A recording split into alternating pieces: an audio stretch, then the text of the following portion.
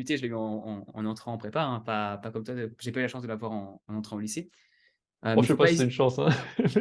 mais il faut pas hésiter à se dire des fois: «Ouais, je peux être entre être le dernier d'une classe ou être dans le top 10 d'une autre et être plus confortable, les 2 chemins se valent. Il faut être psychologiquement sûrement plus dur, strong, plus fort pour faire ce que tu as fait toi. Être, dans les 3 derniers, continuer, continuer, continuer, continuer et pas craquer.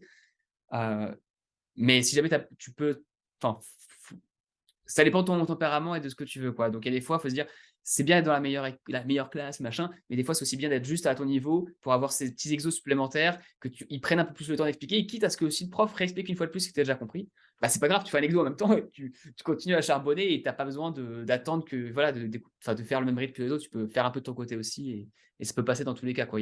C'est pas parce que tu es dans une petite prépa ou une petite classe que tu vas pas réussir à avoir des super résultats si tu travailles, à ton rythme et Ah oui, bien. c'est ça. Non, mais pas du tout. En plus, en l'occurrence, j'ai rencontré tellement des gens comme ça qui ont fini dans les top écoles, à partir d'autres prépas. Mais ce qu'il faut faire par contre, ce que moi je faisais beaucoup, c'est harceler les profs.